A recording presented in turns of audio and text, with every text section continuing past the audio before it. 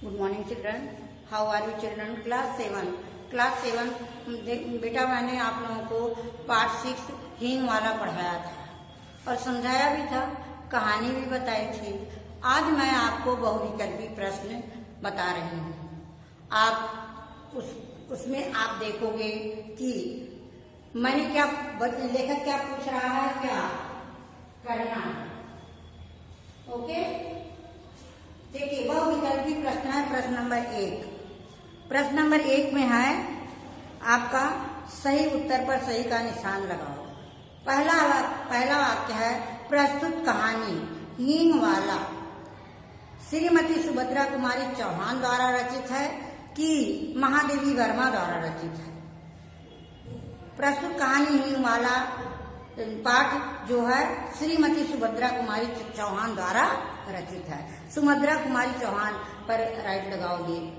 फिर है हींग बेचने वाला खान था कि पठान था? हींग बेचने वाला खान था। माँ का नाम सावित्री था कि गायत्री था? माँ का नाम सावित्री था। यह कहानी हमें आपसी प्रेम की सीख देती है कि घृणा की सीख देती है? नो, ये कहानी हमें आपसी प्रेम की सीख देती है कि आपस में हमें प्रेम करना चाहिए। जैसा कि हींग वाला सावित्री के बच्चों के साथ प्रेम किया, वो जुलूस दिखाने ले गया और सकुशल वापस ले आया। प्रश्न नंबर 2 है रिक्त स्थानों की पूर्ति करो। कहा है सावित्री बहुत भली और खाली स्थान है स्त्री थी। सावित्री बहुत भली और दयाल स्त्री थी। क्या लिखोगे? सावित्री बहुत भली और दयाल स्त्री थी।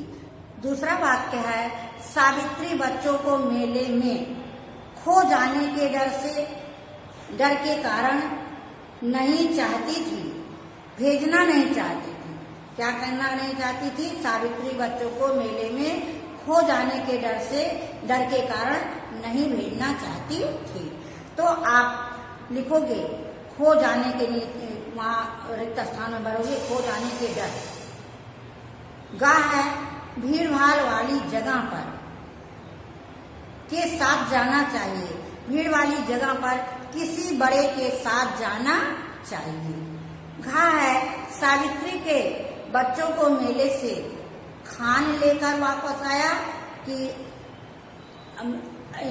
देहाती आदमी लेकर वापस आया?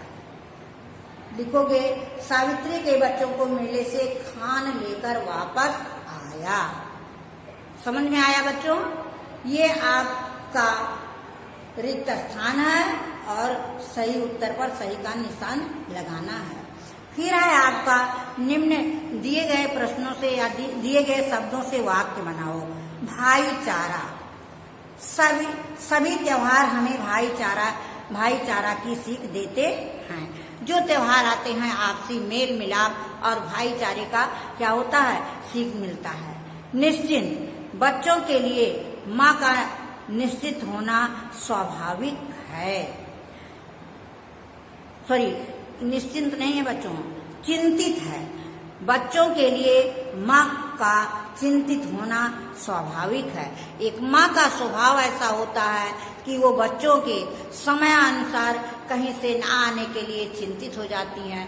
बच्चों के खाने के लिए चिंतित, बच्चों के पहनने के लिए चिंतित, बच्चों को आगे बढ़ने के लिए माँ ही अधिकतर चिंता करती है। दशहरा का त्योहार प्रतिवर्ष क्वार के महीने में मनाया जाता है। या आप अक्टूबर के महीने में लिखोगे कि दशहरा का त्योहार प्रतिवर्ष अक्टूबर के महीने में मनाया जाता है। जुलूस में कभी छोटे बच्चों को नहीं भेजना चाहिए।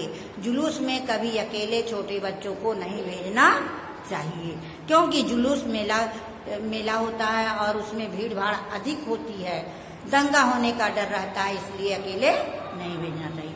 प्रतीक्षा। हम शाम को 5 बजे से पापा के आने की प्रतीक्षा करते हैं। या हम शाम को 5 बजे से पापा के आने की प्रतीक्षा करने लगते हैं। क्यों पापा के आने की प्रतीक्षा बच्चे करने लगते हैं कि पापा बाहर गए हैं, कुछ लाएंगे, हम लोग खाएंगे, पिएंगे, खेलेंगे, मस्ती करेंगे, है ना। और क्लास 7 ये भी देखो कि मैंने 6 लेसन तक पढ़ा दिया है और ये FA1 का कोर्स कंप्लीट है। आपको इसकी तैयारी डट के करना है, टेस्ट होने वाला है, कभी भी डेट निश्चित हो जाएगी, आप तैयारी कीजिए। और जिन बच्चों का एडमिशन नहीं हुआ, आकर जुलाई महीना चल रहा है, जल्दी से एडमिशन करा लो। Okay, bye.